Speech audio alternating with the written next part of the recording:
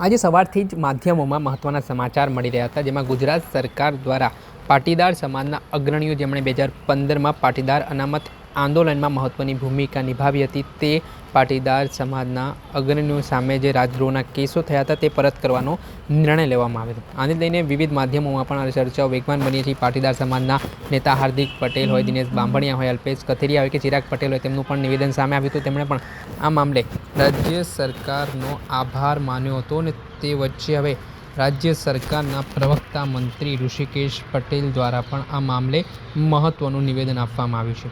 આજે રાજ્ય સરકારે જે પાટીદાર સમાજના આગેવાનો વિરુદ્ધ જે રાજદ્રોહના કેસો થયા હતા તે પરત ખેંચાયા છે, તેને લઈને ઋષિકેશ પટેલે માહિતી પણ આપી છે અને જણાવ્યું છે કે હવે 4 જેટલા કેસો છે તે પાછા ખેંચવાના બાકી છે.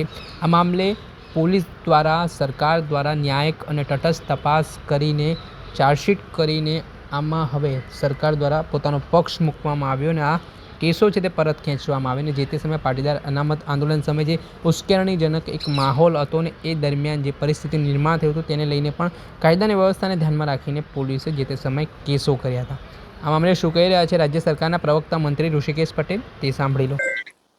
મારા ધ્યાનમાં છે ત્યાં સુધી વખત કેસો પાછા ખેંચાતા ગયા છે. હવે લગભગ 4 જેટલા જ કેસો બાકી છે. અચ્છા, કેસ ખેંચવામાં આટલો બધો સમય કેમ લાગ્યો? દરેક ન્યાયિક પ્રક્રિયા છે, એક વખત કેસ નોંધાય એમાંથી કેટલી કલમો લાગી છે, કેટલા કેસ પરત ખેંચાઈ શકે એવા છે, એ બધાની સમીક્ષા કર્યા પછી આ પ્રક્રિયાને સમય લાગ્યો છે.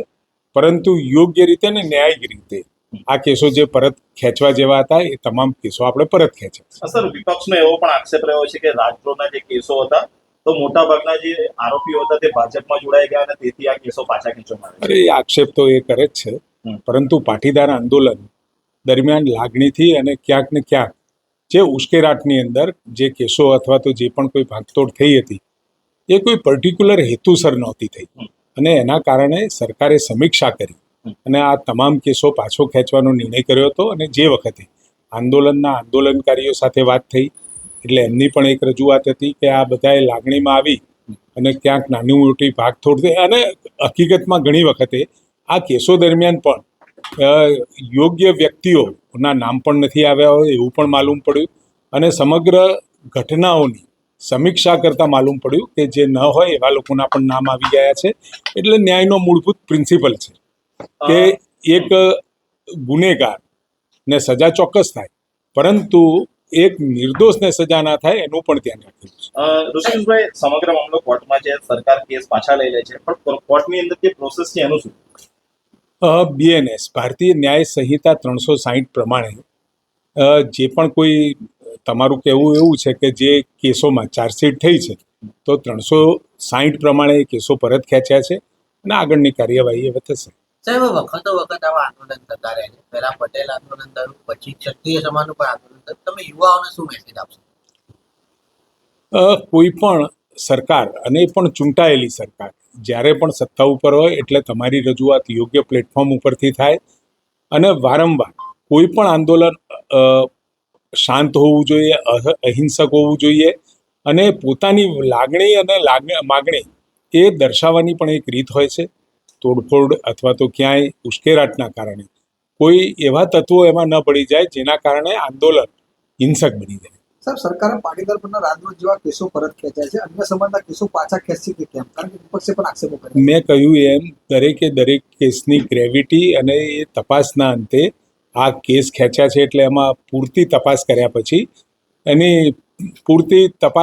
પછી જ આ કેસો પાછો ખેંચવાનો નિર્ણય થયો છે. ને એમાં પણ કોઈ પણ પ્રકારના કેસો હશે અને એ પણ આંદોલનના કેસમાં એની ગ્રેવિટી જોઈ અને ગ્રેવિટી જોયા પછી અને તપાસ કર્યા પછી એ કેસમાં જ્યાં પણ પરત ખેંચવા જેવું લાગશે ત્યાં સરકાર નિર્ણય કરશે. આપણે સાંભળ્યા, આ હતા રાજ્ય સરકારના પ્રવક્તા મંત્રી ઋષિકેશ પટેલ, જેમાં તેમની સામે જે પત્રકારોએ સવાલો કર્યા કે જે વિપક્ષના નેતાઓ સવાલ ઉઠાવી રહ્યા છે કે જે અન્ય સમાજના લોકો પર કેસો થયેલા છે તે મામલે રાજ્ય સરકાર શું વિચારી રહી છે, ક્યારે તેમના કેસો પરત ખેંચવામાં આવશે, તેને લઈને પણ તેમણે નિવેદન આપ્યું અને કહ્યું કે દરેક કેસમાં ન્યાયિક તપાસ અને તટસ્થતાથી ઊંડાણપૂર્વક તપાસ કરવામાં આવતી હોય છે અને તેની ગ્રેવિટી જોઈને ત્યારબાદ સરકાર દ્વારા તે કેસો છે તે પરત ખેંચાતા હોય છે. આ મામલે ગુજરાતના ગૃહમંત્રી હર્ષ સંઘવીનું પણ નિવેદન સામે આવ્યું છે. મુખ્યમંત્રી ભૂપેન્દ્ર પટેલે જે 9 કેસો પરત ખેંચવાનો નિર્ણય કર્યો છે તેને લઈને શું કહી રહ્યા છે ગૃહમંત્રી હર્ષ સંઘવી તે સાંભળી લો. ગુજરાતના લોકપ્રિય મુખ્યમંત્રી આદરણીય શ્રી ભૂપેન્દ્રભાઈ પટેલજી દ્વારા ગુજરાતના યુવાનો જે પાટીદાર સમાજના આંદોલન વખતે જે ઘટનાઓ અમુક બની હતી અને એ ઘટનામાં જે કેસો ચાલુ હતા ને જેની તપાસ પૂર્ણ થઈ ગઈ છે, ચાર્જશીટ પૂર્ણ થઈ ગઈ છે, એવા 9 કેસ માનનીય મુખ્યમંત્રીશ્રીએ પાછા ખેંચવાનો નિર્ણય લીધો છે. આભાર.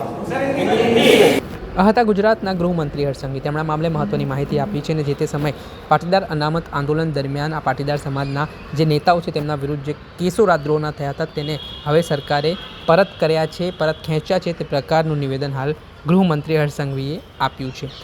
દર્શક મિત્રો, એન કવરેજ ન્યૂઝને આપ લાઇક કરી લો, સબસ્ક્રાઇબ કરી લો અને શેર કરવાનું ભૂલતા નહીં.